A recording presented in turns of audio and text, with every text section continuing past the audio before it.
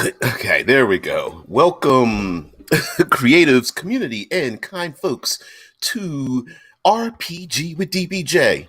I'm your host, DBJ, and welcome to the channel. Today is World Building Wednesday, and for those who do not know, if this is your first time, this is part of a cutting class series where we take a look at, we do a long form discussion on the Dungeons and Dragons classic character class types, excuse me.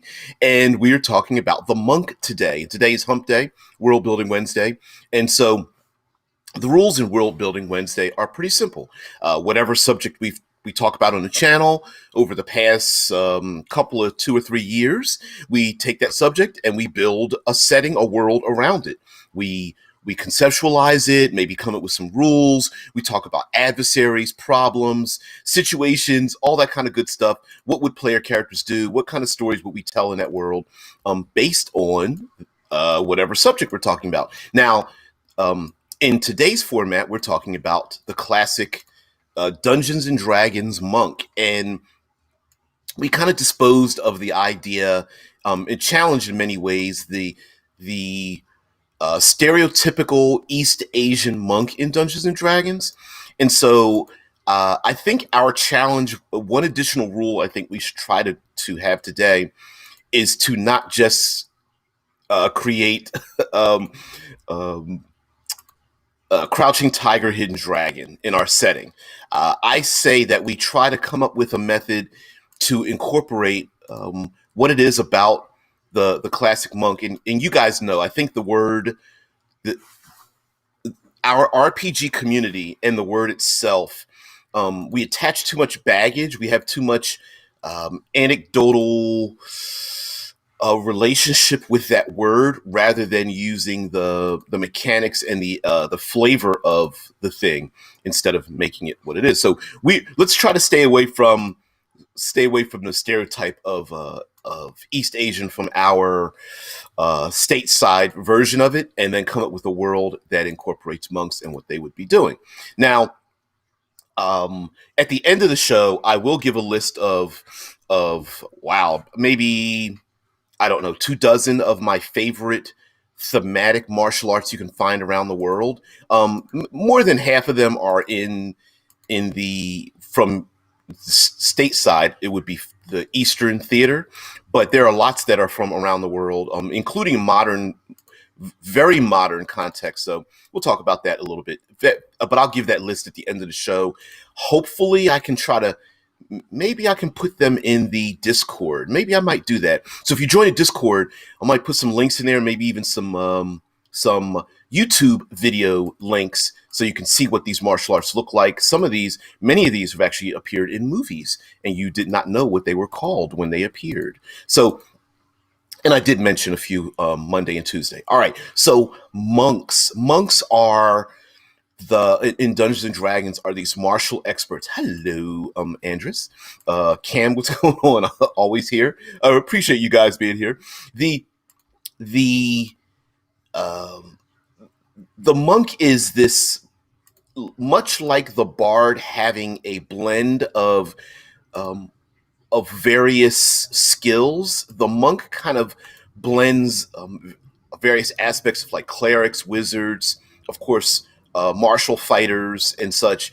And so the skill it takes to become one of these martial experts means that both there must have been in the setting enough combat and war to elicit the need to become that skilled in combat, whereas having enough safety and resources to also be able to have the time necessary to devote to study, meditation, teaching, and that sort of thing.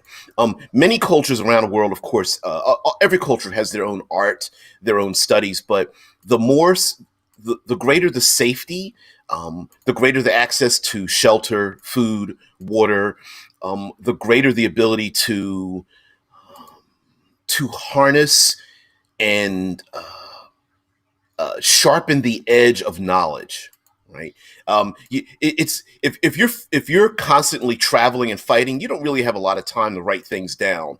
To to You don't have a lot of time to spend hours meditating. You may not have a lot of time to uh, really practice or study what it takes to make the perfect weapon, right? You're too busy looking for your next meal and hoping that your loved ones don't die. So there must be enough enough war and battle to require needing to have weapons, but enough security that there are safe spaces. So what I'm thinking is that over time over time, maybe these safe spaces are like city states, they're havens, almost like an oasis of sorts, so that maybe the outside world, it's the idea of battling for the safe havens in order to keep them.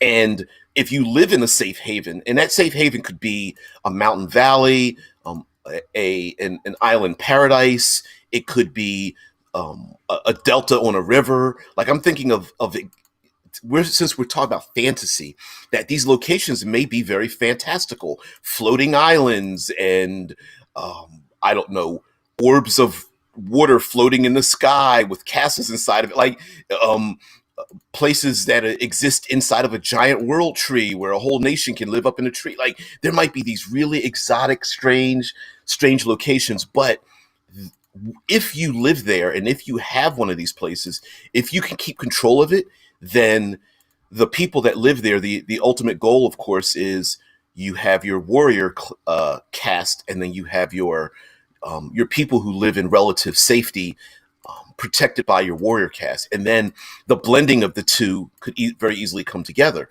Your military force on the outside of the world, the volunteers maybe, or even the conscripted soldiers, and then the sages, the intellectuals, the artists that live inside. That blending of the two may come together. The artists that create stories about war and battle, the soldiers that come back to maybe retire or even teach, that learn to that learn how to read and write and express themselves. And I can see the two combining together to make your monks.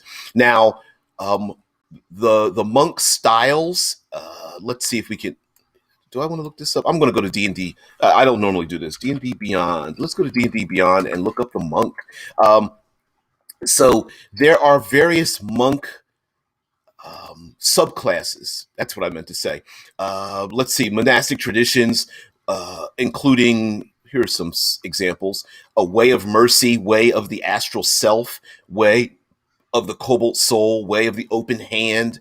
And so maybe these monk subclasses are based upon the ability of the people who live there to survive. So, for example, if there is a jungle, a dense jungle with dangerous man-eating plants and monsters and such in there, and the people have found a safe haven, maybe they're the ones that look outside and see the monkeys playing in the trees, the bonobos and the chimpanzees, and I can't think of the other ones, silverback gorillas, and there's ones that have a huge gray halo around their heads, and they look really cool. Anyway, so the intellectuals that study them and the martial artists, the martial experts or combatants that study them as well, may look outside and go, look at how they're able to defend themselves. I wonder, then you come up with a monkey style technique, right? I think I won't go into the history too much of it, but of a prisoner, a person in prison who saw monkeys that would drink wine and saw them playing and developed that martial arts because of it. I heard some vague rumor, like a myth about that. And the same thing, of course, with drunken style techniques and tiger style and all those kind of things. Maybe there are animals and creatures and things in the outside world, maybe even part of the natural environment. Earth, air, fire, water, plant may be a thing. I've learned pine forest system karate, and in karate it is the pine forest is about your feet being the roots of a tree and bending like a tree in a storm, but still being strong enough to remain upright. And so, lots of the outside world can teach us how to fight, but maybe there's something else inside the world. Cameron says, "Is this Gonzo enough? Monks living on an earth elemental the size of a mountain that walks across the world, spreading rare minerals and fighting kaiju." Um, I don't think that's Gonzo enough, but I love it though, right? Like that's not Gonzo if we think about the idea of please, someone educate me on the culture that has the earth is on the back of elephants holding up a bowl that are standing on the back of no, there's goats holding up a bowl, standing on the back of elephants, standing on the back of a giant turtle. Oh, but yeah, I mean, that would be pretty interesting, right? Like if you're the people living on the back of the earth elemental that's roaming the countryside, and maybe the people are scampering down the side of this giant massive kaiju that are defending it so that they can keep their home while they're defending themselves against a massive storm elemental or something that given the distance looks humanoid, but when you get up close it's just like um flowing water and white capped waves, or like bolts of lightning and dark clouds or something, and they sweep over the mountainside, and there's a bunch of people there. Yeah, oh hell yeah, oh hell yeah. Maybe a lot of I can also see having these hidden enclaves, protected enclaves as well.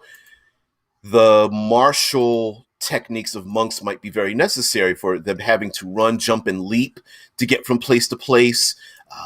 There may be like there may be dangerous things out there, but the dangerous things aren't amassed as an army. So, in other words, um, let's go with the jungle plant eating animals, right? So if the plants are let's say the carnivorous plants are very dangerous, assassin vines, what's the Venus flytrap, and I can't remember the other one. Anyway, I'm thinking of real world carnivorous plants, but it, maybe the plants don't really move around a lot. Maybe they're just hazardous to get through. And yes, you can get snatched up by a treant or something like that. But for the most part, they're stationary, but you may have to get through them. So yeah, the pitcher plant. Yep, the pitcher plant's another one. You know, drawing people drawing insects in. Maybe they're large enough to draw people in, hypnotized by the smell. Like, mmm, baked cookies. I love chocolate chip cookies. They're down in the middle, aren't they? And you know, whatever. But it could be something of that nature, and or the there's an image of a tree stump. This is in Dungeons and Dragons. This is definitely a Gygaxian creature. There's a tree stump with a little bunny rabbit on the top of it. Oh, the cute little bunny rabbit from uh, Expedition to the Barrier Peaks. And there's two images of it. There's the front image of it where you get to see the little tree stump and the little white rabbit on the top. You want to pet it, oh, little rabbit. And then if you take a look, then they show you an image of the back end, and there's like this massive maw in the tree stump with like these vines that like come out of the ground and the root systems that can grab you and devour you. Because the little rabbit, of course, is a lure. Very much a Gygaxian creature. An FU Gygaxian creature. So maybe there's lots of those kind of things hanging around in the world. So it's necessary for you to like have martial power to like fight your way through these things. But maybe there's another way to get around them.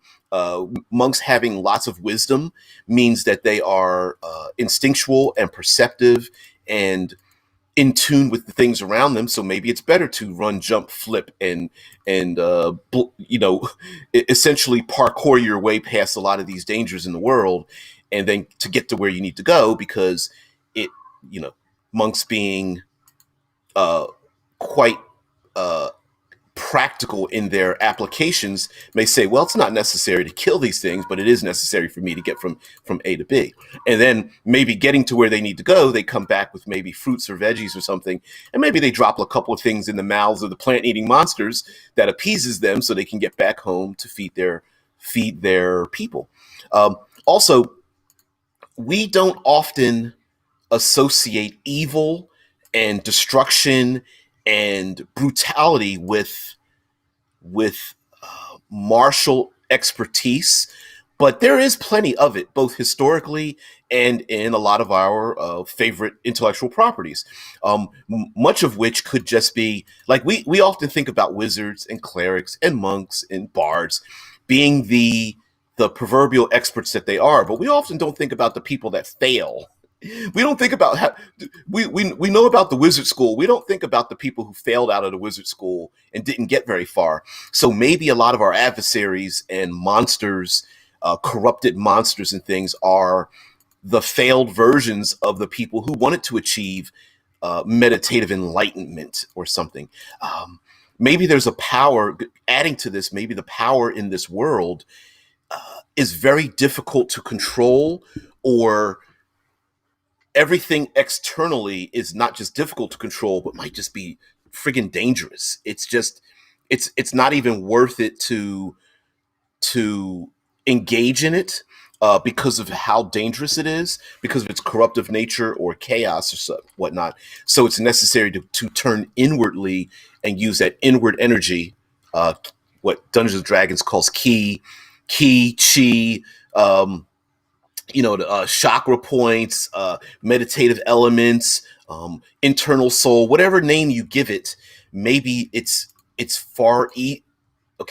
maybe it's far more reasonable to use the power inside because it is less corruptive, maybe far more difficult, much like the Jedi, right? Where the path of good is far more difficult to stay on it, but it doesn't corrupt you. It's not destructive for yourself or others, both physically or mentally or even socially. But maybe external power is. So the internal key is maybe better than the external weave used in Dungeons and Dragons for like magic and things like that. Cameron says, what about a plant that creates a trap door, like a trapdoor spider, then leaves out some tendrils that smell like bacon? Bacon's not just a meat. It is now a seasoning. Remember, it sits on the table. Then when something gets close to it, it opens up and snatches the prey. Reflex save. Yep. Absolutely. Get that reflex deck save to get pulled in. Bacon. Never had bacon, but it sure smells good. But yes, plant like I think in this setting, the idea of traps may be, while you guys know I am the self-appointed third pillar-ist of the RPG community and my opinion on classic traps, but maybe this world does have a lot of traps set up in and around it, where the martial prowess of monks is necessary to get around them, as well as a lot of these other dangers. So yes, rogues might be very effective in circumventing a lot of these traps and such, but maybe they're not as good in terms of the fighting. Yes, a rogue one-on-one fighting someone can sneak around it and try to attack it, but in a duel, a rogue is less effective than with a group of people. And of course, in our world, monks aren't the only class of character. There's plenty of them. It's just that we are martial experts in this world filled with a lot of dangers and traps and things. And those traps might be a natural part of the fantasy environment, like trapdoor plants, people living on a mountainside that's constantly crumbling because of the massive storms, people living in an oasis in a desert where there's lots of quicksand and sandstorms and giant scorpions, and maybe those trapdoor spiders that Cam mentioned, so there could be a number of these things, and maybe those traps could even be left over from ancient battles where some of these city states are built on top of the foundations of the city states of the past over and over again. And so much like in our modern context of dropping landmines and having them still exist, 30 years later, um, ripping the limbs off of innocent individuals. Maybe there are lots of these arcane traps from past eras that still exist out in the world. Anything from living constructs to glyphs of power covered over by dust or muck or overgrowth or something. And these things are out there in the world and the people have to navigate and they live within it. So it's not as if it's a brand new threat. It's like, oh, we've made pathways, and as a small child, don't mess with the rusted the rusted iron golems out there. They may come alive and you want to be careful about them. And of course the kids playing in and around the iron golems, and all of a sudden internally they start to heat up like a forge and come to life as they start to move, and the rust shatters and crumbles off of their bodies. And then of course the kids have to try to use their martial techniques. Also, one of the things that kind of like throws people off with Dungeons and Dragons is the fact that like martial artists are basically punching and kicking people. And when you're talking about fantasy monsters, it kind of incongruous to like punch and kick a dragon or punch and kick a construct or punch and kick a ghost or what have you. So maybe this world has a preponderance of humanoid like beings in the world. So we could fill the world with a lot of like humanoid beings, right? We of course we have our goblinoids, but maybe there's a lot more. Maybe we just turn up the number of, say, like lizard folk and Sahogin and like all of these things. Maybe these creatures have a larger population than we're normally used to in, say, a fantasy realm, as well as the fact that maybe a lot of these creatures and beings in our stat blocks, crab people walking sideways all the time. Uh, Maybe they've got bad attitudes as well. And anyway, because they're crabby. Anyway, but that's a dad joke. It's got to be a dumb dad joke. Anyway, so maybe we start giving legs to a lot of our monsters that normally don't have legs, or we give personalities to things that normally don't have them. So, for example, like Naga, gargoyles. I love my mid-level creatures. I'm trying to think of something basic. Minotaurs, Cyclopses. Like maybe they are far more social than we give them credit for.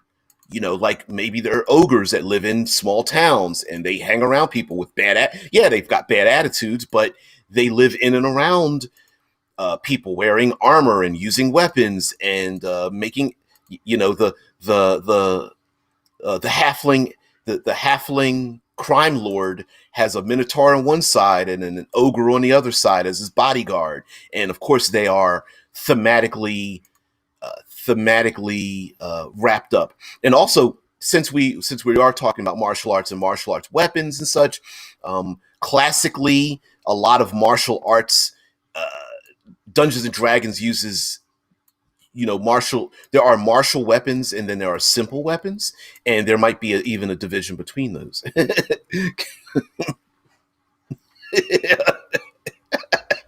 Cameron, that's so awesome. Cameron's like, quote, I hate those crab people.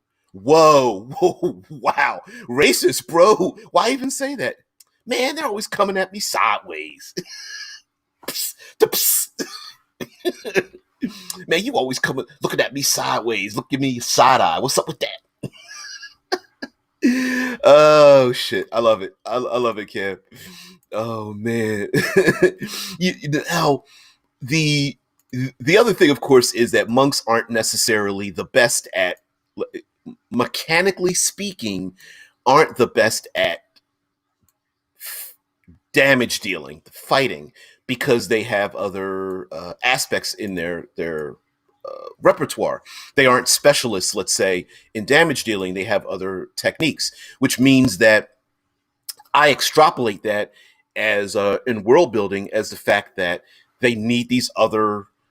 There's a need to have other skills and capabilities in this world. So, for example, the classic idea of the martial arts schools doing battle with each other might be necessary, or understanding what kind of martial art style someone uses. Let's say that Minotaur, let's say that halfling crime lord. I don't know why I'm stuck on that one. The halfling crime lord sends out his ogre and Minotaur bodyguard to confront the PCs, and the Minotaur pulls out a giant polearm naginata or something and starts twirling this giant polearm around and trying to, once he knocks his enemies down, starts stomping on them, jumping.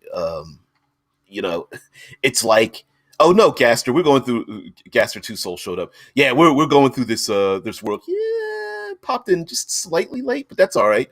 You can go back and take a look. But maybe that martial art style tells something about where the Minotaur came from and who he's allied with, and maybe who his teacher is and such. Like, that's a very common thing amongst the those classic kung fu theater movies, is who your teacher is, who did you learn from, um, the idea of like, they killed my teacher, I must get revenge kind of thing. So Gaster Two Soul says, a lawmaker is never late. He arrives at the time he is exactly to be there. Exactly. Exactly. So finding these ancient teachers, finding out that who taught who an ancient martial art. Maybe a player character confronts an enemy who has a similar martial art, and it's like, whoa, wait a minute. My mentor's still alive? Like, who taught this style or whatever? Maybe that martial art comes from a certain battle or what have you. So there may be other elements, role playing wise, flavor wise, that's just beyond I punch them and then they punch me.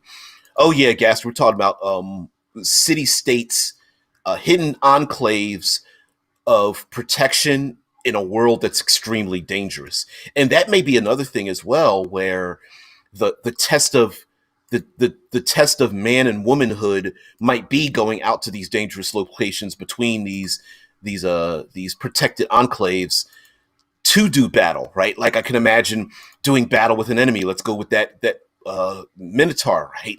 And they are, let's get away from the jungle. Let's say they are on a coastline that is not like a tropical beach, but it's slammed by massive waves, and the coastline is a major cliff with jagged rocks and such, and it's ice cold water slamming upon each other, and there's a bunch of these slippery rocks that you step on, and you have to do battle on them against your enemy using this giant polearm. And there may be others that are there to witness this battle, or it's the come at me, bro, right? Like, oh, okay, you want to fight? Let's go here and fight. Let's see how good you are. Fighting on a cliffside or something like that, or doing battle as yet another white-capped wave slams the PCs and the adversaries into the rocks to have to stand up again to do battle and whatnot. Maybe even giant tentacles, or those damn crab people coming out of the water to be like, hey, what the hell are you doing here, and such. So I think shifting loyalties. This might be something different, but I don't know. Role playing during battle, even though you've already rolled initiative, to continue the role playing as as threats are yelled across the battlefield, and messages of derision like your kung fu is terrible, mine's better than yours, kind of words being used.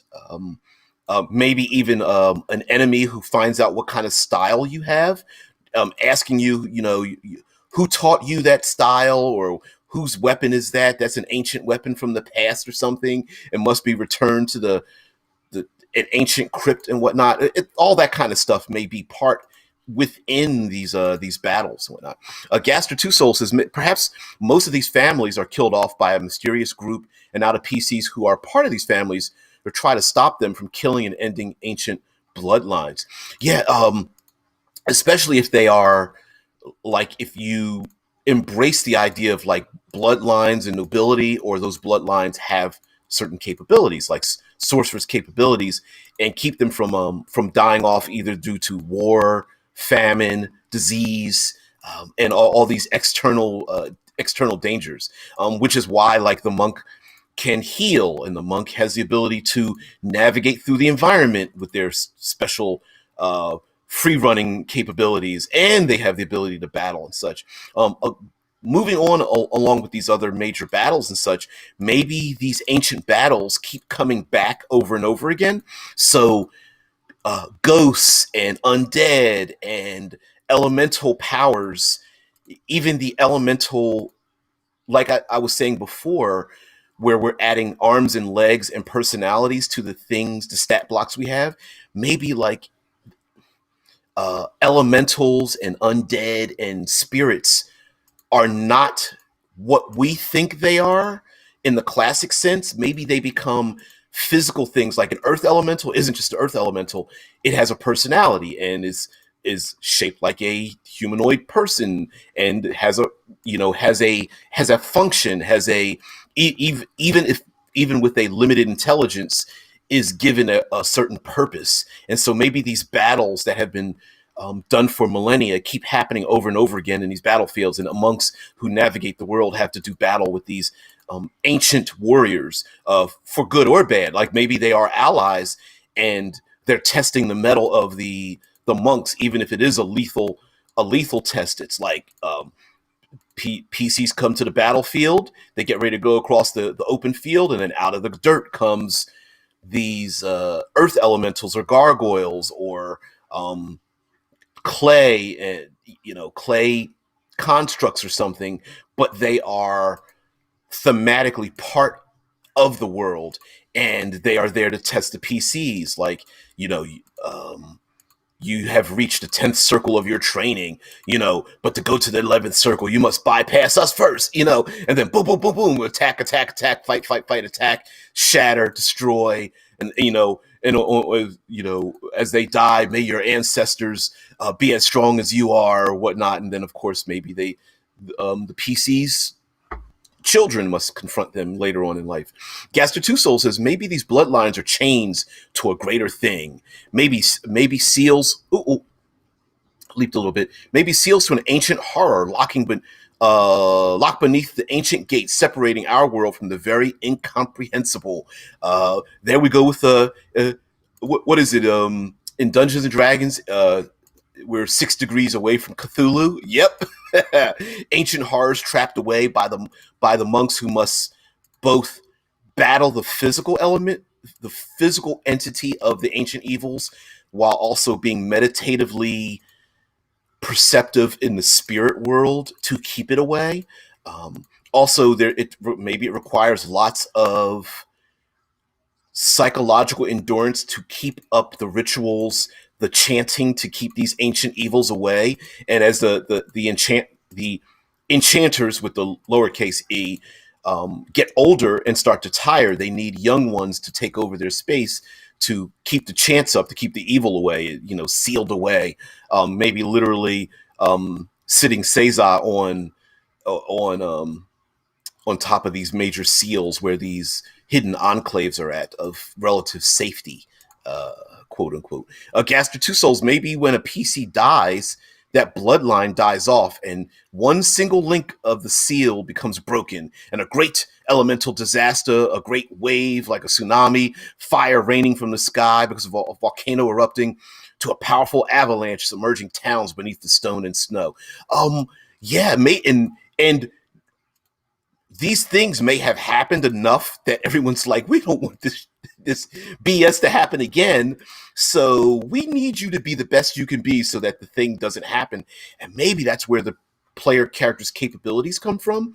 They can harness the elemental powers that they are at once keeping away, but they also need to use it to defend their homes. So it's kind of like, it's like a catch-22. It's the nuclear option, right? You don't want to use the nuke, but you need to have the nuke because you need to threaten other people so they don't use a nuke against you. Idea like the PCs are once again powerful enough to use these forces, but limiting enough that they can't allow these forces to be released at the same time, which very much is emblematic of a monk, right? A monk has this balance of like brutal battle but peace within them, and this acceptance of, because let's be honest, martial arts is about hurting people in very unique ways. What's the best way I can break a bone? What's the best way I can bloodlet or hurt someone or make someone feel pain or take someone out or blind them or would deafen them or something? So it's a pretty brutal way to think about things, but at the same time, there's also a peace involved in it as well, serenity. And so the two could be connected to each other.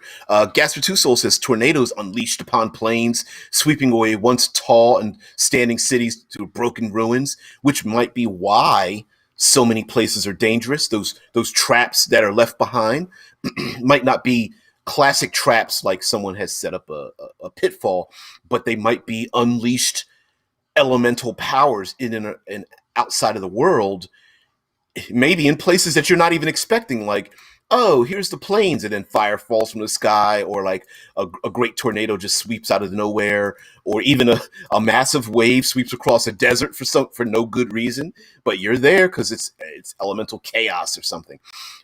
Gasper Two Souls says, but yeah, we are only a few degrees away from Cthulhu, Hastar, Dagon, and basically every single great old one, including the ruler of chaos themselves, Azathoth. Yep, Yog-Sothoth. Anyway, we've come to the end. I do have to head off to work. So I promised that I would read off and maybe even put links to in the Discord server a number of martial arts. So the list is a bit extensive, so I won't go into too much detail. A number of these I've mentioned before, Monday and Tuesday, but if you're someone who's interested in martial prowess, I will say that. Lastly, someone asked, what is a good way to embrace a culture that is not your own, especially when we're talking about monks and martial arts, and do it justice without like stealing it and making it stereotypical. So I brought out one of my books in my that I have on a bookshelf, and one good way to do that is basically to find something written or developed by a person from that culture. People love their culture, and they are far more willing than a little bit to tell you about it and tell you the beautiful things about their culture. And so I pulled this book out because I'm a very visual person as well, and this book is written written and photographed by Mitsuo Kori, and it is basically, as it says on the cover, samurai arms, armor, and costume.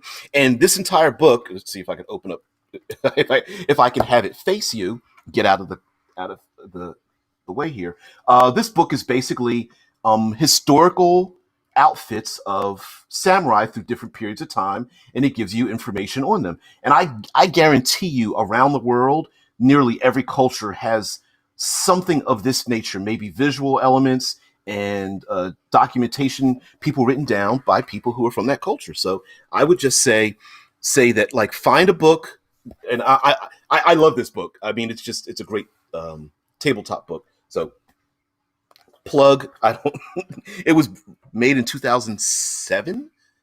Yeah. But yeah, people from other cultures, just try to find someone from that culture who's like, hey, listen, everybody, here's the great thing that I love about my culture, and here's a visual reference to it, and here's some information about it, and then go, oh wow, that's a great resource. Thank you, person from another culture. I appreciate it.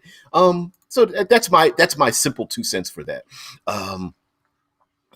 Yeah, there we go. Gasper Two Souls is basically where we all get to play human avatars of the great old ones, and it's called Eldritch Epidemic, taking place in the town of Halfwind, Illinois.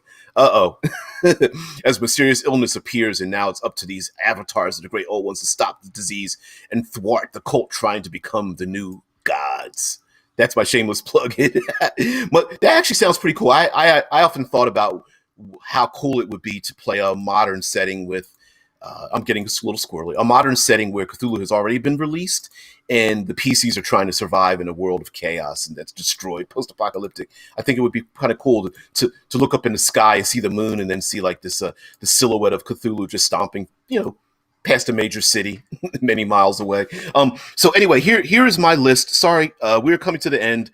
So here's my very quick list I put together of some really visually stunning and interesting martial arts. Like I said, half Far Eastern, but not all of them. So we're going to start out with the Piper knife fighting.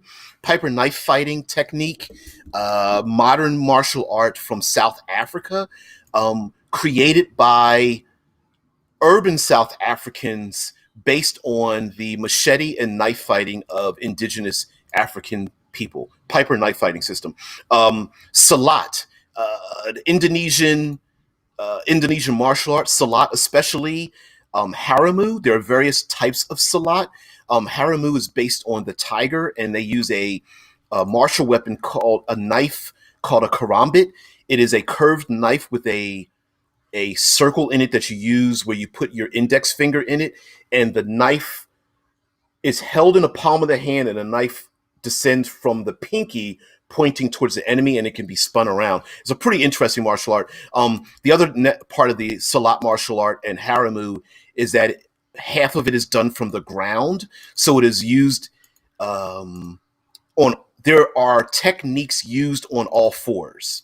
If that makes it's weird, but it is pretty cool. Capoeira, we brought that up before, a martial art historically based on indigenous African people brought over as slaves, and it being practiced basically in the open of the slave masters and done to done to music and such. It's extremely acrobatic and done on the hands, with lots of feats and using the feet and kicking and things like that. Let's see, 52 blocks that was developed in the stateside, I believe, in the states, and it's a prison boxing, dirty boxing.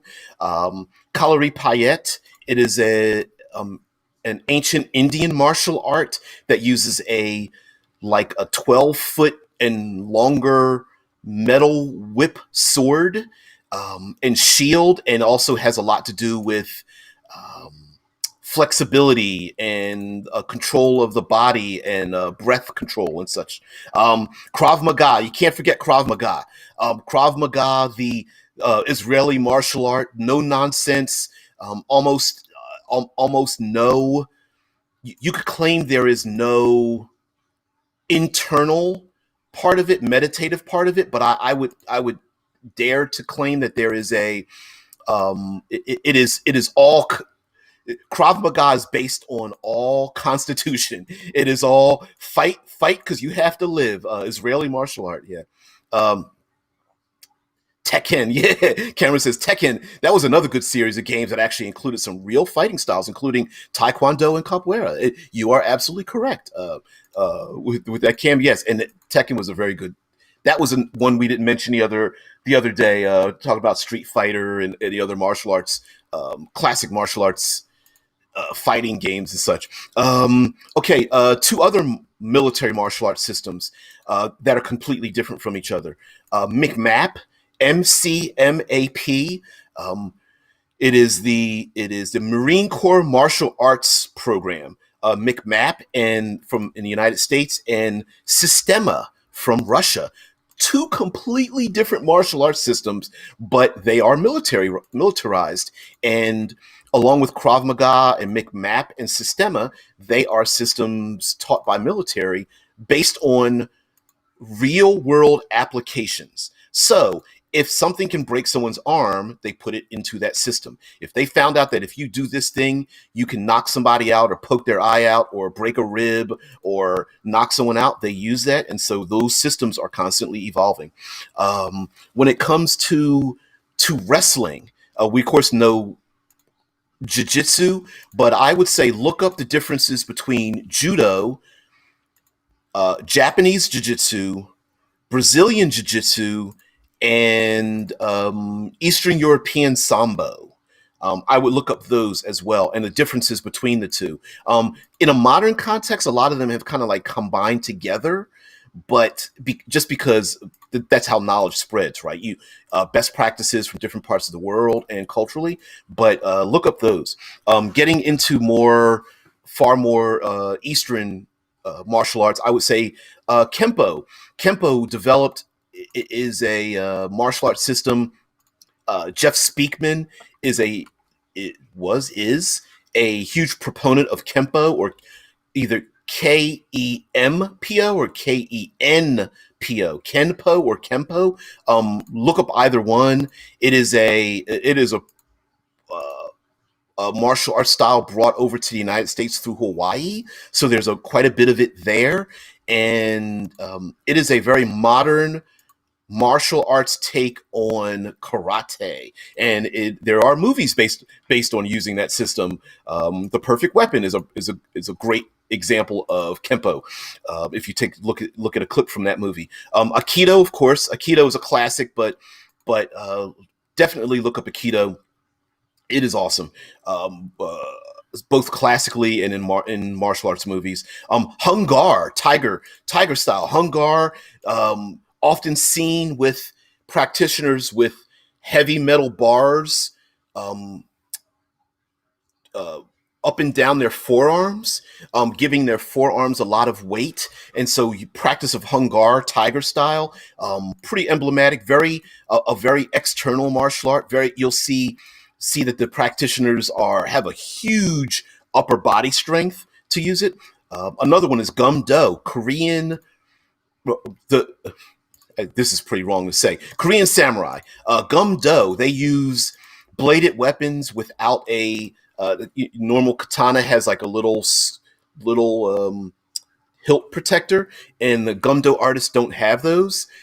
But Gum Do, take a look at that. It almost blends classic samurai with a flow much like Tai Chi, but very brutal. So take a look at Gum Do. Chin Na. Chin Na is a Chinese martial art that deals with pressure points and bone breaking. And so it is a small form martial art. When I say small form, you'll see pinkies being grabbed in the back of the ear, and like small parts of the body being used to manipulate the entire body of a grown human being. So check out Chin Na.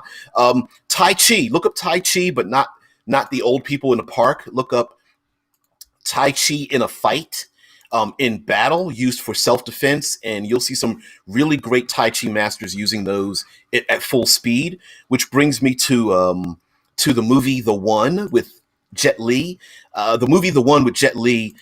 Jet Li as of course, he's the protagonist and antagonist, but as the protagonist, he uses a martial arts called Bagua Zhang, which is it's walking the circle. So look up Bagua and both the meditative form of it, the style of it, and then look at the combat form of it. Bagua Zhang is a type of it has a Tai Chi like essence to it, except it is far more mobile. As a person walks around the circle. Of course, we have ourselves Muay Thai. Muay Thai is very emblematic. Lots of movies. We see it used in MMA today. But looking up the ancient forms of Muay Thai, of course, we know that Tony Jaa has used Muay Thai in a bunch of movies. So check out Muay Thai, Tony Jaa, and I believe it's either The Protector or Ong Bak. Both of those excellent movies. And the last one I would say, very visually stunning, is the differences between Southern Mantis or Seven Star Mantis and Northern Mantis. And so Southern Mantis looks like the insect. It's the curved hand look of the insect mantis, whereas the northern style, and the southern mantis uses lots of kicks, pulling your enemy in and kicking and leg trips and such, whereas the northern style is far more dedicated to upper body strength, hand strength, and it's almost all forearm fingertips and hand gripping, and is very different than Southern style, which has a little bit more of an acrobatic, a full body method to it than the Northern style, which is almost all hands. And lastly, of course, you cannot forget the martial arts used in Ip Man, which is Wing Chun, also known as Wing Chun, spelled differently, pronounced differently based on your dialect. But look up Wing Chun, developed by a woman to defend herself against a betrothed who she did not want to marry. um, and Wing Chun, a martial art that is scientifically based as well. So anyway, that's a long list. So guys, thank you very much for allowing me to go through that long martial arts list. I should probably wrote it down if many of you need to do it, but maybe this is a good idea to go back and pause and then look up some of these other martial arts. So anyway, guys, have a great day. I will see thee later. Please, by the way, like, share, subscribe, tell your friends about it, tell your enemies to come to the show. But anyway, I'm DBJ. Thank you very much, everybody. Have a great day. I will see thee later. Thank you very much. Have a great one. I'll see you later. Bye.